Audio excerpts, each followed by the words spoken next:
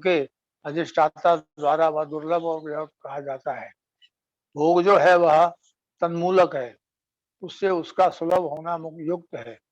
यदि यह प्रश्न है कि किसी शास्त्र में भी सुलभ है, तो हम कहेंगे कि ठीक है, क्योंकि दोनों में सामर्थ्य है। शक्ति द्वावपि इति यह महतो हम पहले ही प्रतिपादित कर चुके हैं।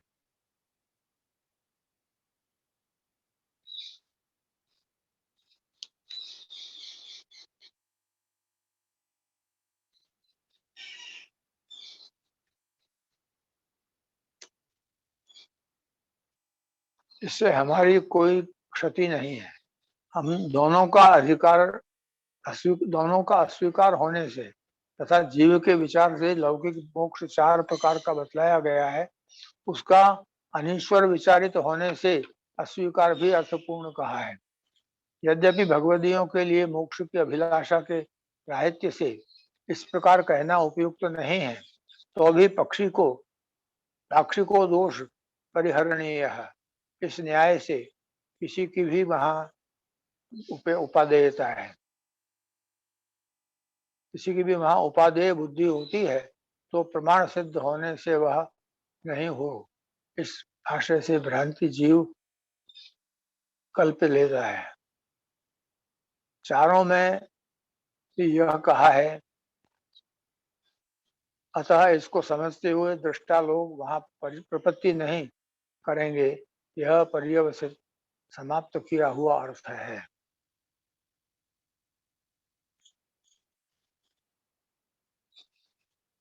अब यह प्रश्न है कि भक्ति मार्ग में मोक्ष की इच्छा न होने से उसको देने वाले विष्णु को भजन की अपेक्षा नहीं होती, किंतु ऋषियों के भगवत सेवा उपयोगी होने से उसके अभाव में उसके देने वाले शिव को उसकी अपेक्षा होगी। तो कहा है, लोके भी यद प्रभु भुंगते, प्रभु सेवकों के पति श्री कृष्ण जिस भक्ति से संबंधित वस्तु का भोग करते हैं,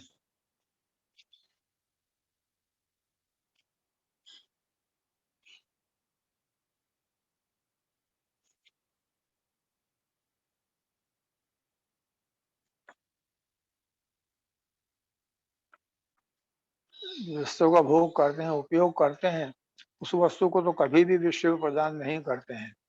यह तात्पर्य है, क्योंकि ऐसा होने पर भगवान की भक्ति कामना पूरकत्व सामर्थ्य सर्वम यद भक्ति योगे न मद भक्तो लभते अंजसा।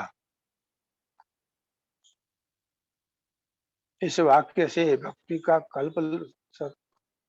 कल्पता सदतरुत्व भंग हो जाता है।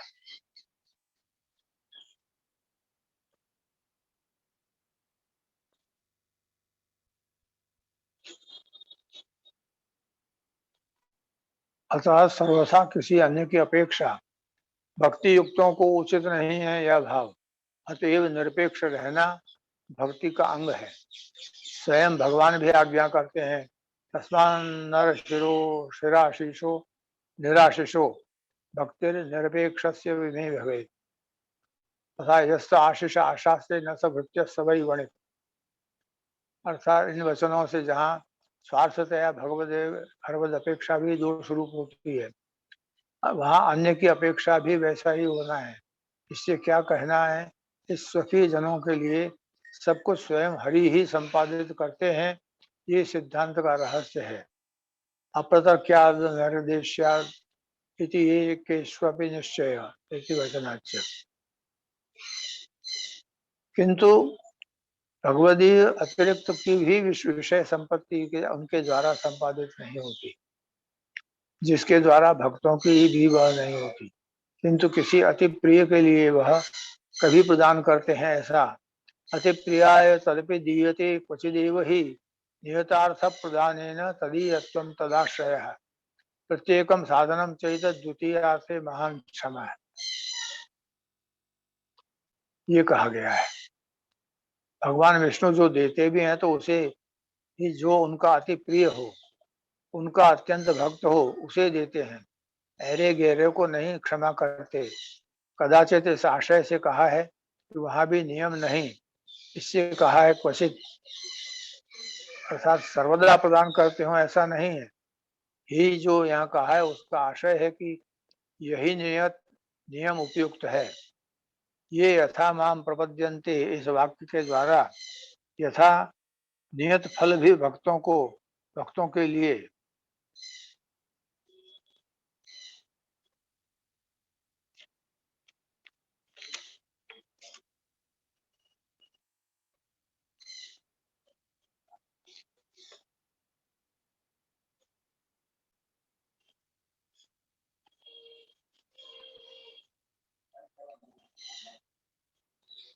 ये यथा माम प्रपद्यन्ते इस वाक्य के द्वारा यहाँ नियत फल भक्तों के लिए भगवान प्रदान करते हैं ऐसा भी कोई नहीं दे सकता। अनीश्वरवादी को कैसे प्राप्त हो सकता है। अतः कहा है अकाम सर्व कामो व मोक्ष कामो उदारधी तीव्रेण भक्ति योगेन यजेत पुरुषम परम।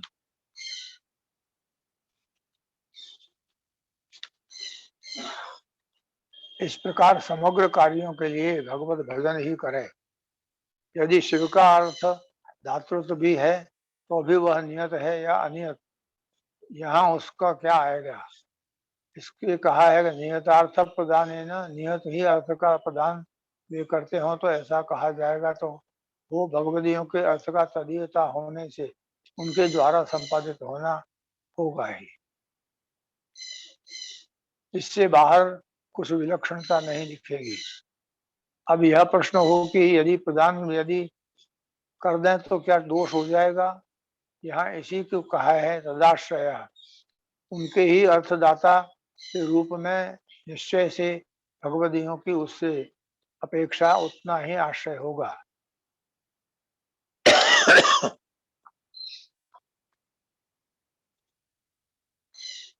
न सत एतद युक्तम, निषेध सुनने के कारण से सर्वधर्मान परित्यज्य मामेकम शरणम व्रज इति तथा मदन्ये तेन जानन्ति न हन्तेभ्यो मनागपि। अर्थात मेरे अतिरिक्त वो किसी को नहीं जानते हैं और मैं उनके अतिरिक्त अन्य को थोड़ा भी नहीं जानता हूँ। इस कारण से भगवदी के अतिरिक्त को मोक्ष की अपेक्षा में विष्णु का भजन और भोग की अपेक्षा में शिव का भजन ये व्यवस्थित है। ना ही उभय अपेक्षा में किसी एक के द्वारा वह सिद्ध होगा। इससे कहा है कि प्रत्येक का साधन अलग एक एक है। दूसरा भोग का वह साधन है कि एक ही साधक दोनों का नहीं है।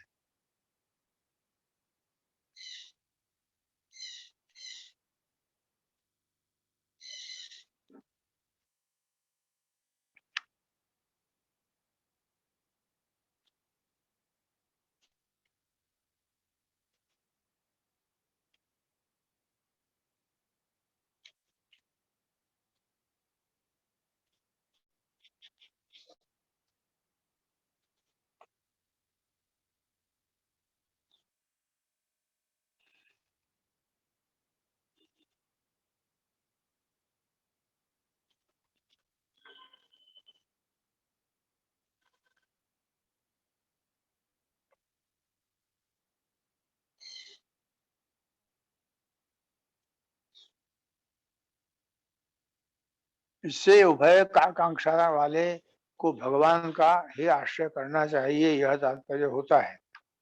प्रश्न यह है कि भक्ति मार्ग में स्वर्गापवर्ग नरकेश्वपि तुल्यार्थ दर्शिना इति वाक्य उभय के लिए अनपेक्षित होने से उसके आश्रय से क्या।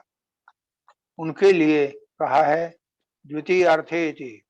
एक लौकिक मोक्ष 4 प्रकार का तो पूर्व में कहा है, दूसरा अलौकिक मोक्ष भक्ति मार्गी है।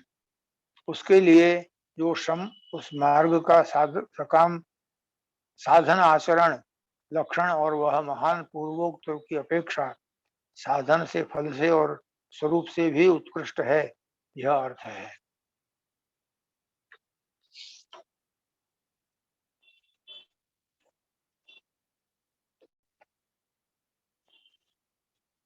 इदमत्र आकूतम, अर्थात यह हृदय की भावना है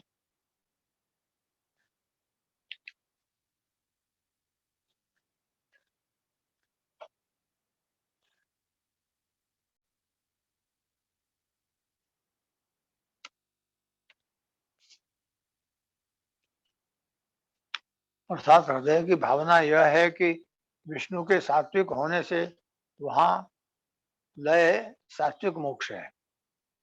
जहाँ फल का सदोषत्व होता है वहाँ साधन भी प्राय वैसे ही होते हैं। भक्ति मार्ग में तो जो निर्दोष पूर्ण गुण विग्रह श्री कृष्ण फल हैं, साधन उनमें निष्ठ निरुपधि प्रेम है, जो कि मन निष्ठम निर्गुणम स्मृतम इति इस वाक्य से प्राप्त होता है। ऐसा प्रकार फल दशा में ही होता है। प्रथम तो अधिकार में तो जीवों का सहज दृष्टत्व होता है, उसकी निवृत्ति के प्रकार को कहते हैं। जीवा स्वभाव तो दुष्टा दोषा भावाय सर्वदा शमनादि ततो ततः प्रेमणा सर्वं कार्यम ही सिद्ध्यति। मोक्षस्तु सुलभो विष्णु भोगश्च शिवतस्तथा समर्पय समर्पणेना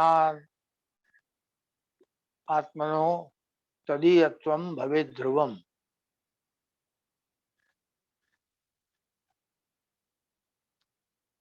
जीव स्वभाव से दुष्ट होते हैं, स्वरूप से नहीं। भगवदंश होने से यह अर्थ है। अमैवांशो जीवलोके जीव इत्यभि। इस भगवत मोक्ष के इस वचन से नाना अंशों नाना व्यपदेशात ब्रह्मसूत्र और लौकिक मोक्ष के जीव विचारित होने से भी अंगीकार नहीं करना युक्त है, परंतु वेदोक्त के उसके ईश्वर विचारित होने से अंगीकार उचित है। इसे कहा द्वितीयार्थे इति। द्वितीयो वैदिको मोक्ष है, उसके लिए अधिक श्रम करना पड़ता है। इसके लिए अति श्रम साध्य होने का कारण उसको कहने से क्या प्रयोजन। इसलिए लौकिक वैदिक और भक्ति मार्गी मोक्ष में क्रम से शत्रु मित्र ये उदासीन, शत्रु मित्र और उदासीन ये तीन भाव कहे गए हैं। तब किसे उद्देश्य बनाकर क्या करना है, इसके लिए कहा है जीवा स्वभाव तो दुष्टा है। जीवो सहज भगवदंश होने से सहज भगवत दासत्व के कारण तत्सेवा लक्षण स्वधर्म का पालन करना स्वभाव दोष है, पालन न करना स्वभाव दोष है। अतः उनके दोषा भाव के लिए श्रवणादि भगवत कीर्तन श्रवणादि निरंतर साधन रूप से किए जाने चाहिए।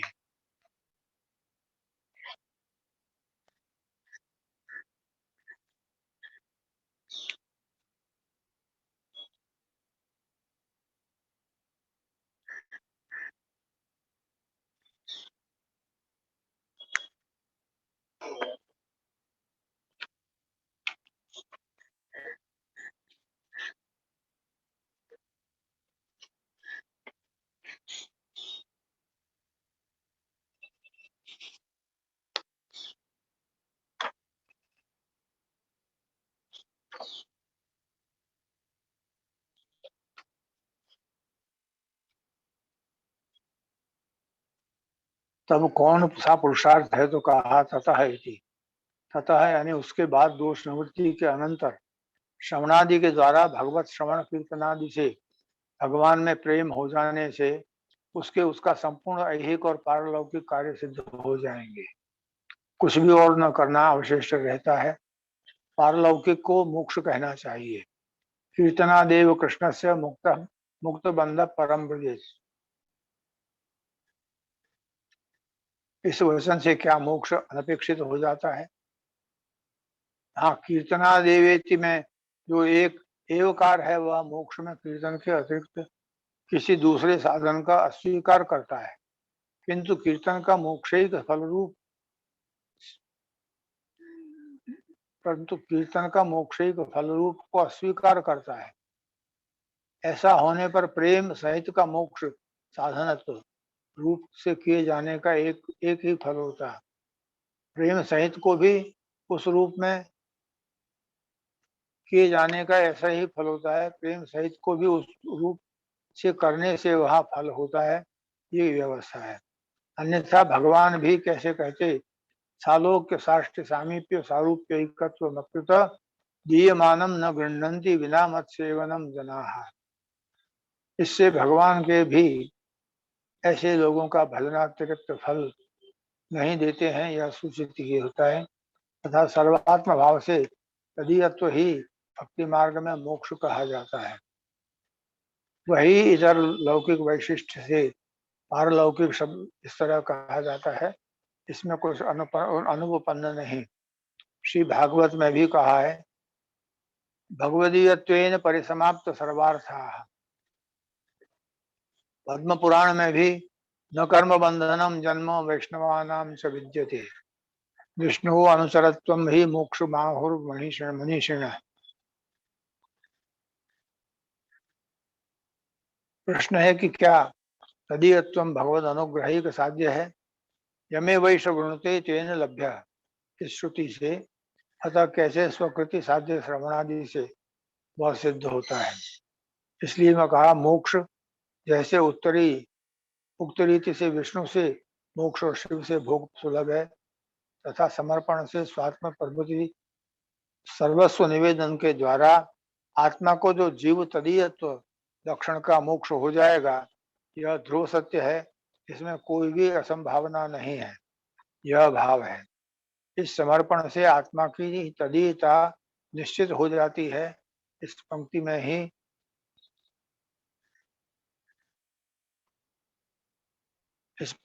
ही का तात्पर्य ही यही है। यह अर्थ बिल्कुल सही है।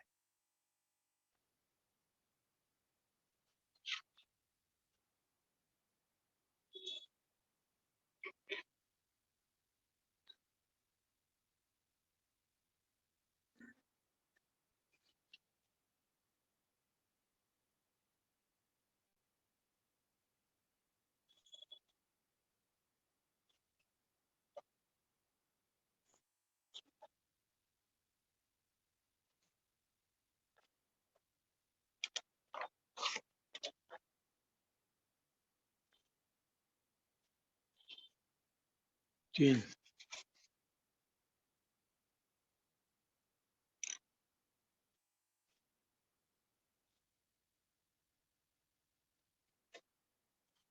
तात्पर्य यही है कि यह अर्थ बिल्कुल सही है।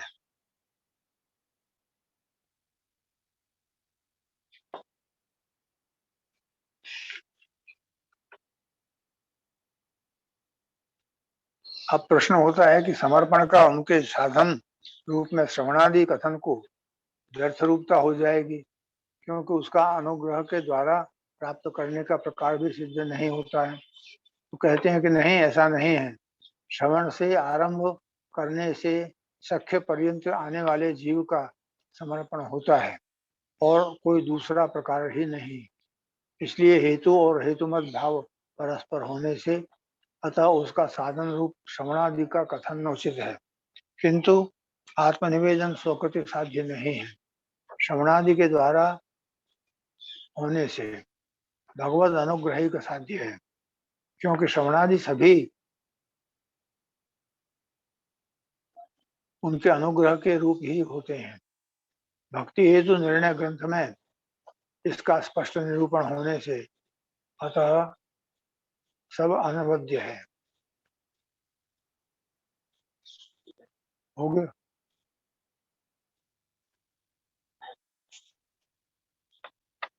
अर्थात निर्दोष है। पुनः प्रश्न उठता है कि तदीयता भगवदीयता को मोक्ष रूप में कैसे प्रस्तुत करते हैं? जन्मांतर में दूसरी गति के भी होने से उसके लक्षण के अभाव में यदि ऐसा है तो कहा है, श्री प्रभु ने आज्ञा की है कि ये जारागार पुत्राप्त प्राणान्वित मिमम परम हित्वा माम शरणम याता कथम ताम त्यक्तुमुत्सहे। अर्थात जो अपनी पत्नी, आगार, घर, पुत्र, बंधु, प्राण, वित्त, पैसा, इन सबको छोड़कर मेरी शरण में आए हैं, उन्हें मैं कैसे छोड़ सकता हूँ? हित्वा शब्द से समर्पण के बाद दारादिकों में अपने मन का भाव त्यागने का कहा है, ज्ञान मार्गी परित्याग नहीं। जैसे पत्नी है तो अपने लिए नहीं, भगवत सेवा के सहयोग के लिए है। इस प्रकार का होने से अपने पर भार रूप हो जान कैसे छोड़ने को कहा।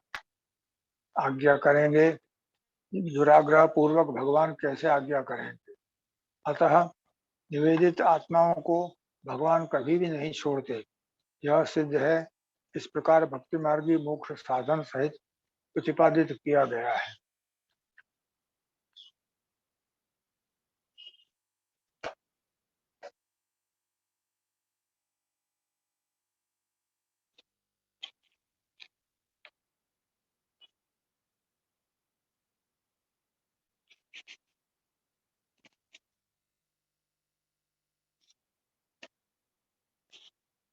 यद्यपि मोक्ष के लक्षण सिद्ध होने पर भी हमारा उत्कर्ष प्राप्त हुआ वो भी कोई भी, तथापि अधिकम तत्रानुपविष्टम न तो तद्धाने हैं इति न्याय से, और तुष्य तो दुर्जन इस न्याय से इस प्रकार कहा है। वस्तुतः तो मोक्ष में अक्षरामृत पान कहीं कहीं कहा नहीं, यहाँ तो उससे अधिक परमानंद का अनुभव व्यक्त किया है। ये बड़ा तारतम्य है। फिर प्रश्न उठता है कि निवेदन नहीं करके भी कुछ लोग भगवद आश्रित होते हैं, उनकी क्या गति होती है। अतिदीन तया चापि केवलश्चेत समाश्रितः, भगवदी ज्ञान भगवतीता न होने पर भी केवल प्रभु के नाम ही पार्थ व्यपाश्रित्य ये स्त्रियो पापमोयोनयः स्त्रियो वैश्य सदा शूद्रा तेपि यान्ति पराम गतिम। इन वचन से तब तक तदीयत्व लक्षण के मोक्ष नहीं है ये सिद्ध हुए। समर्पण के अभाव से नहीं गति प्राप्त में उनका आश्रय उठता है। उनके उभय निष्ठ कर धर्म तब होने से साधन रूप में स्वीकार हुए।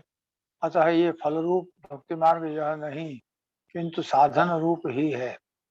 नयोग सिद्धिरपनर्भवम वा वांछन्ति ये पाद रज प्रपन्नाः इति स्वमार्ग वर्गवेषु इति वचन के विरोध से ननु जैसे जीवों को स्वतः ज्ञान के अभाव में उनका तदाश्रय तदीयत्व कैसे सिद्ध होगा। अतः कहते हैं तदाश्रय तदीयत्वं बुद्ध्यै किंचित समाचरेत् अधर्म अनुतिष्ठन् वै भारद्वैकुण्यमन्यथा इत्येव कथितं सर्वं नैतद् ज्ञानं ब्रह्म पुनः इति श्रीमद्वल्लभाचार्य चरण विरचितो बालबोधः समुद्पूर्णः।